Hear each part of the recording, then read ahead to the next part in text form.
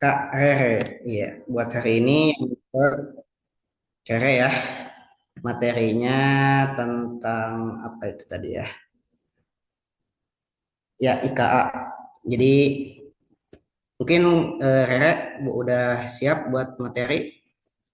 Udah. Oke, langsung kalau mau ditampilin langsung tampilin aja ya. Jadi langsung aja saya alihin ke pemateri. Mangga Rere, silahkan.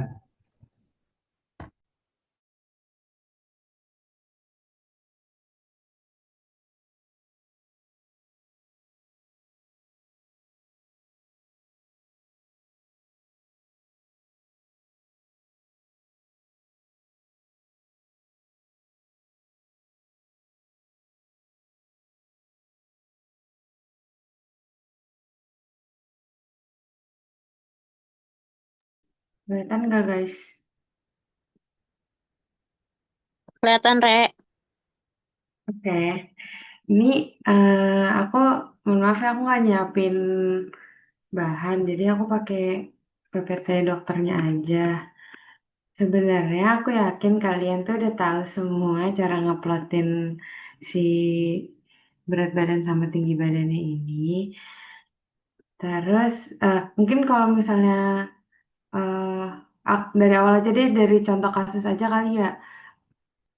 Contoh kasusnya, misalkan ada anak 8 tahun. Terus gimana ya? Nah.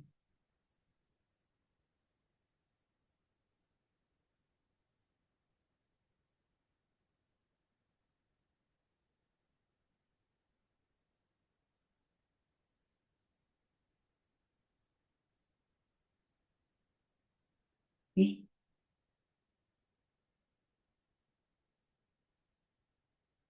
misalkan ada anak 8 tahun. Susah ya guys. Bentar. Ini buat data aja. Terus beratnya 22 kilo.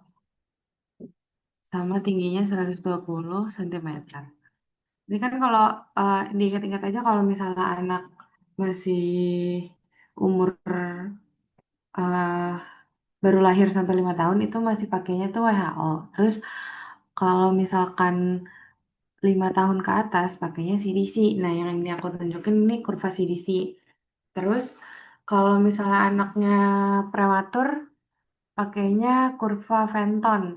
Kayaknya pernah di-share sama dokternya juga deh. Nanti dilihat aja kalau emang lupa bentuknya.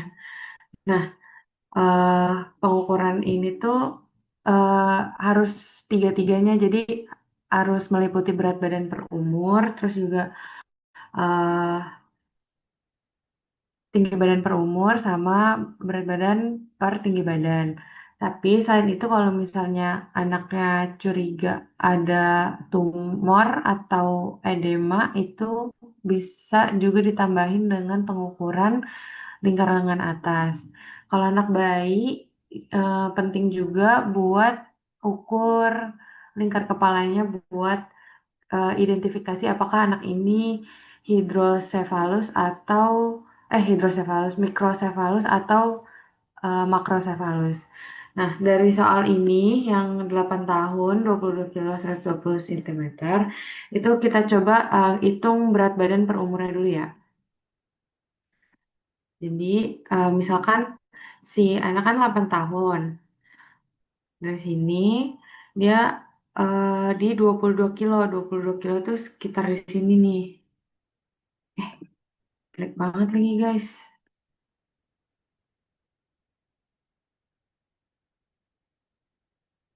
Mana sih?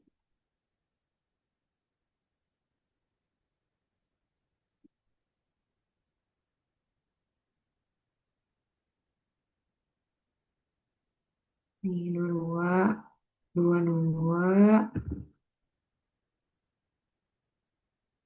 terus tarik sampai ke 8 tahun.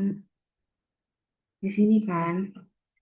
Nah, ini cara bacanya si plottingan titik ini itu dia di bawah eh, -1 standar deviasi dan di atas -2 standar deviasi.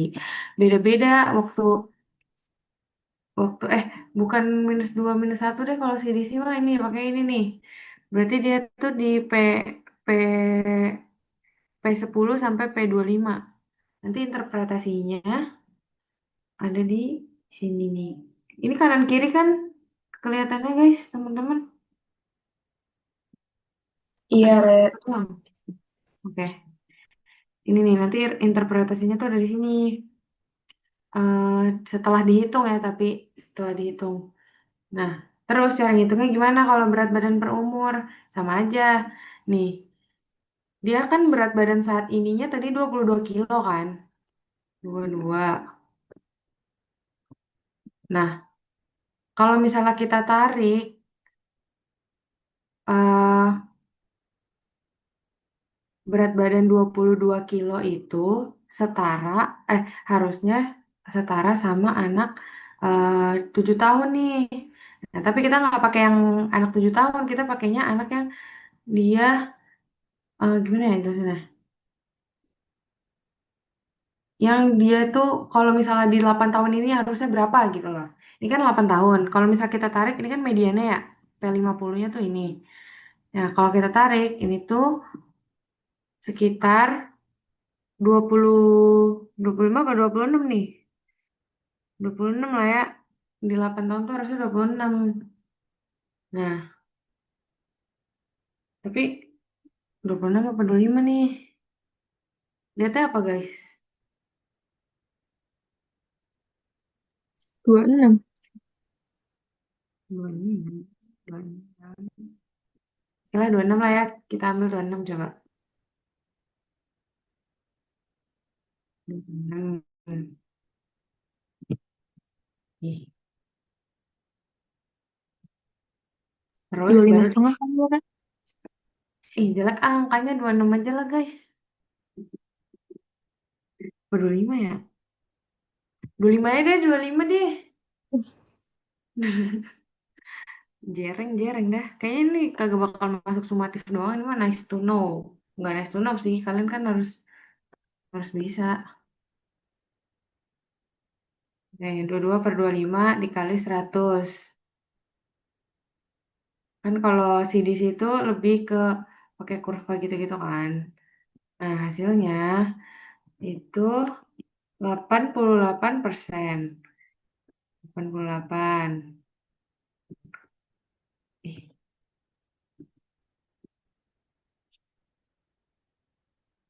Nah, persentase 88% ini, kalau misalnya dilihat di berat badan per umur, nih, di berat badan per umur, dia itu masih di range yang berat badan baik. Oh, berarti ya udah anak ini berat badannya normal gitu. Terus selanjutnya kita hitung tingginya dia. Dia kan tadi tingginya 120 cm. Kita ke atas nih. 120 cm. Tapi umurnya dia 8 tahun. Nih, di sini nih. Ngeplotnya jangan ke kanan ya guys, ke kiri. Kalau ke kanan kalian nggak dapet-dapet nanti. Eh, eh, kayak itulah. Nah, 120 harusnya nih 120 ini itu tuh kayak terlalu terlalu terlalu apa ya bilangnya ya? Terlalu jauh gitu loh sama sama tinggi badan yang harusnya dia dia punya. Nih, dia tuh ada di antara P P25 sampai P10 dan dia tuh agak menjauhi median. Ini tuh bisa jadi anaknya itu nggak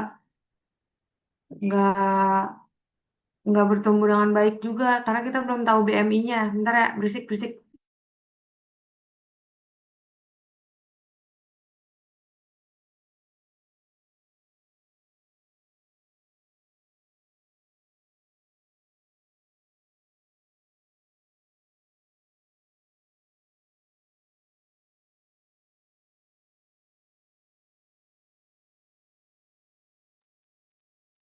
Nah, jadi kalau misalnya di umur 8 tahun, dia itu sebenarnya tinggi idealnya tuh berapa sih?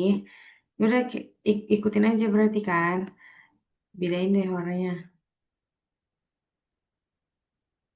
Nih, 8 ke bagian mediannya, selalu ke bagian median. Nih bagian ini nih. Nih sekitar sini. Berarti berapa tuh? 125, 125, 126, 27 sih harusnya di sini nih harusnya. Bukan yang atas ya. Jadi tinggi dia kalau misalnya umur 8 tahun itu harusnya 127. Nah, ini sama aja dikali 100% juga. Hasilnya, nah,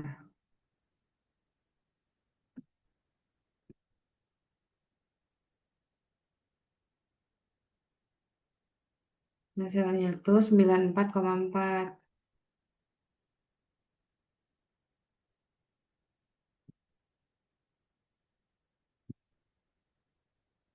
Nah, 9,4 ini kalau diinterpretasikan kan masih di range normal ini ya. Berarti tinggi badan anaknya masih normal, walaupun kayak kelihatannya tuh kalau misalnya di WHO tuh ini kayak terlalu jauh gitu loh.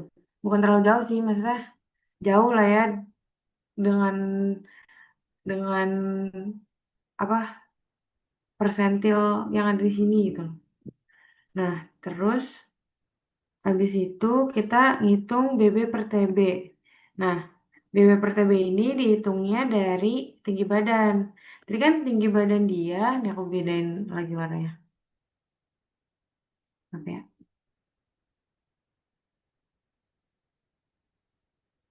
Dengan tinggi badan dia itu 120 cm. Nah, 120 cm ini dia itu sebenarnya setara dengan anak umur berapa sih? Nih, di sini kan dia di median 50-nya. Nah, terus ditarik ke atas. Dia tuh kira-kira eh, setara sama anak umur eh, kira-kira 6,5 tahun sih. Atau kita buletin aja ke atas kayak kita buletin aja ke atas jadi 7 tahun. Nah, misalkan kita hapus dulu deh. Nah, kita buletin ke atas jadi anak 7 tahun.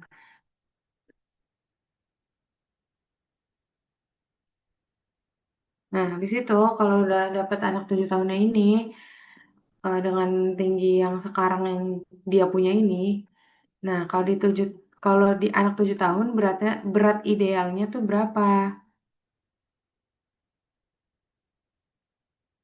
Nah, berat idealnya sama nih. Sama kayak berat idealnya tuh eh udah sama gitu loh sama gimana ya jelasinnya ya, aduh. Pokoknya tuh kalian tarik garis aja lah guys. Ini kan dari 120. Terus habis itu kan ternyata dia tuh kalau 120 cm itu setaranya sama anak 7 tahun. Padahal dia umurnya 8 tahun. Nah terus si anak 7, terus si umur yang 7 tahun ini kalian tarik garis ke bagian beratnya di ke mediannya gitu loh. Jadi di umur 7 tahun mediannya berapa. Nah berat badan anak 7 tahunnya tuh berapa. Tuh. Nah, sedangkan dia kan tadi kan berat badannya kan 22. Kita udah tahu si anak 8 tahun. Nah, anak 7 tahun eh yang harusnya berat 22 kilogram ini punya 7 tahun, kita jadiin penyebut eh pembilang BB per TB. Aduh, ngelek, ngelek ya guys. Jadi jadi 100 jadi 100% deh ini si BB per TB-nya. Nah, kalau BB per TB, kalau 100% dia masih di normal. Nah, terus kalau misalnya mau ngitung IMT itu sama aja kan kayak berat badan per tinggi badan tapi yang dikonversi ke satuan meter. Nah, nanti baru di plotting ke sini nih. Nih, ini kurva BMI. Misalnya ya enaknya tadi kan eh 120 cm. Beratnya 22 1,2 dikali 1,2.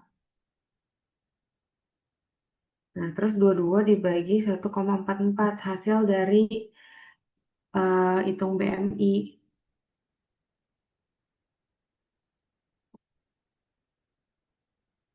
1,44 ini tuh si ini ya guys. Lah, 120 1,2 dikali 1,2. Nah, dapat BMI-nya 15,2. Nah,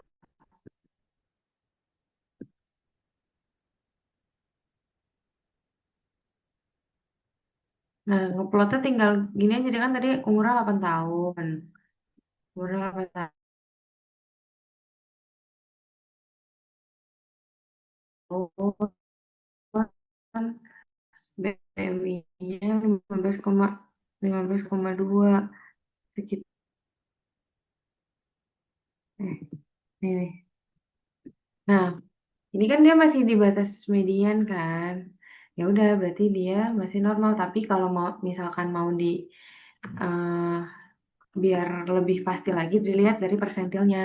Persentilnya dia masih di antara P5 sampai eh, P85. Tapi di sini hmm, enggak gimana ya? Dia tuh di antara P25 sampai P50. Berarti dia tuh masuknya ke ini normal P5 sampai 85. Ya udah gitu guys. Nah, gitu doang kalau BMI. Terus selanjutnya kalau buat yang di PPT kayaknya yang perlu dibahas tuh ini deh. Kan kalau asesmen penilaian kan udah tuh nentuin status gizinya, berat badan terhadap umur, panjang badan per tinggi badan, terus BMI terhadap umur sama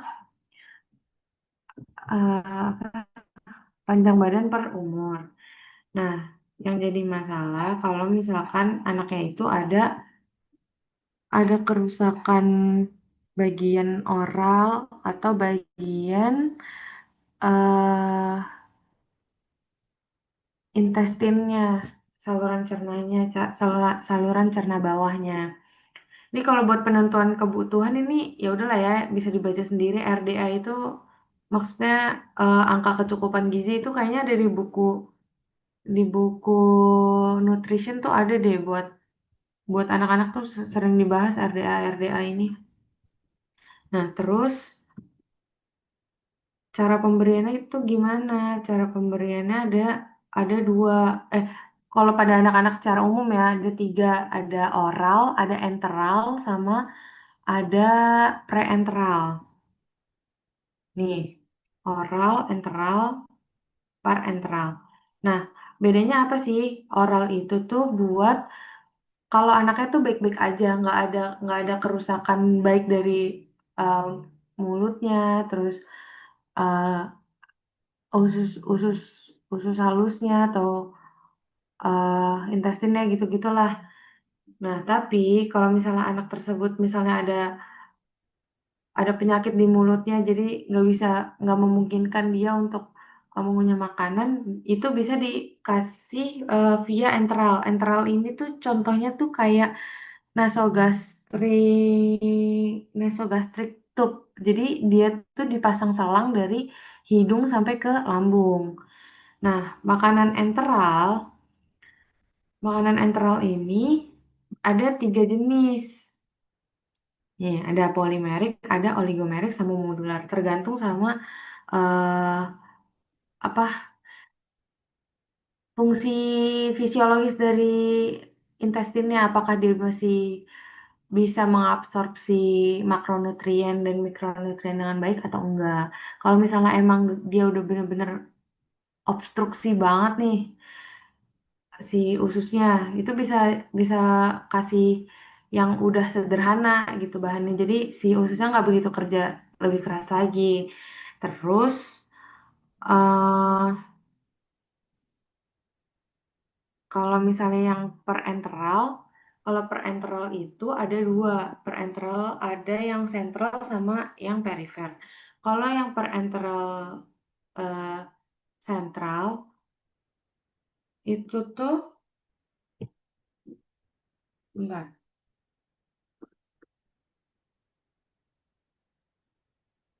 kayak yang kalau mau operasi besar gitu, terus juga adanya obstruksi saluran cerna, itu tuh bisa dikasih yang sentral. Kan ada yang sentral sama ada yang perifer. Beda yang sentral sama perifer tuh apa? Kalau yang sentral itu itu dia tuh eh apa ya? Pokoknya kalau yang sentral tuh kalau misalnya dia tuh mau apa? Operasi besar gitu lah, terus kayak obstruksinya tuh udah gak bisa banget nih gitu. Jadi tapi dia tuh butuh perbaikan dan butuh asupan nutrisi gitu. Jadi harus diberi infus sentral gitu. Kalau perifer mah ya udah yang lewat pen aja. Terus sudah ini komposisi ASI MPASI bisa dibaca sendiri. Udah. Kalau WHO lebih gampang lagi ditentuin ya. Ngeplotingnya cuma gitu aja, nggak usah dihitung-hitung kayak CDC. Kayak misalnya kalau misalnya dia umurnya berapa? Umurnya misalnya 8 bulan. Ini kan year ya, ini kan month, masih month.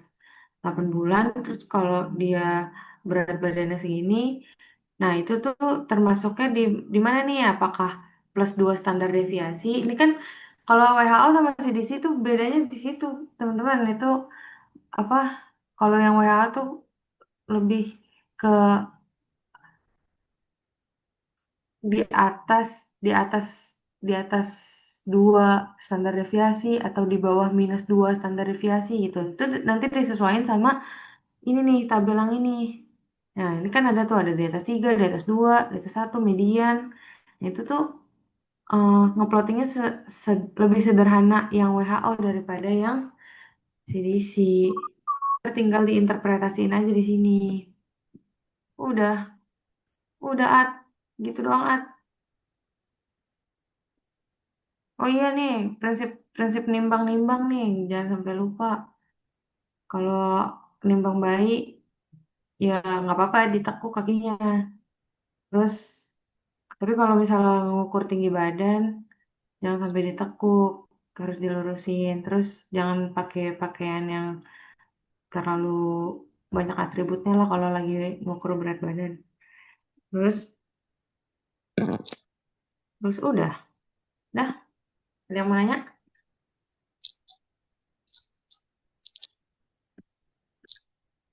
Kalau masih bingung yang ini nanti dijelasin ulang aja sih.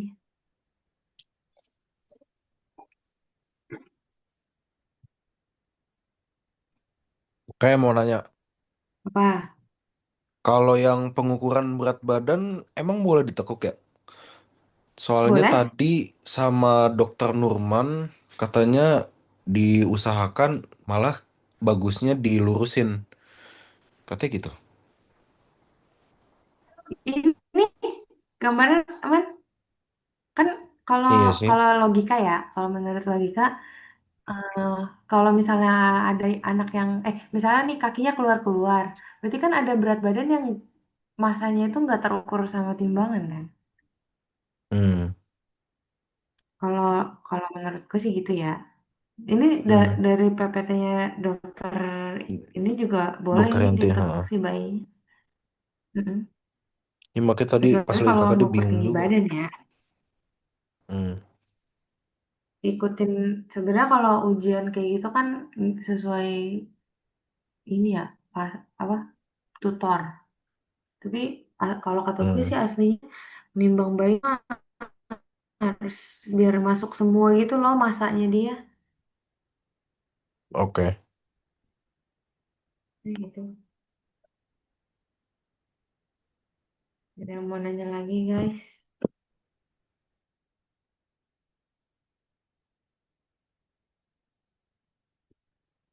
Rajwa nih gimana Rajwa? Udah selesai. Kalau Nah, kalau bingung, ya kalau udah bingung ya udah PC aja lah guys. ya. Gampang hitung-hitung ini mah. Dan yang nanya lagi kah ke Rere? Rere, mau langsung ditutup aja.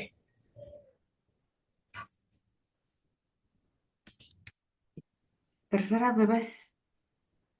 Kalau kalau masih ada yang mau nanya ya nggak apa-apa. Kalau bingung tadi pas gue ngejelasin kurva, gue juga agak belibet sih aslinya. Ketik satu kalau masih bingung.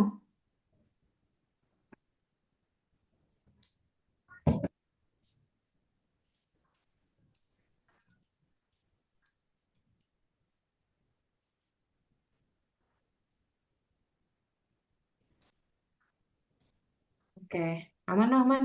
Dah. Ya udah, kalau misalkan aman berarti cukup ya dari Rere. Oke. Saya ucapkan terima kasih buat Rere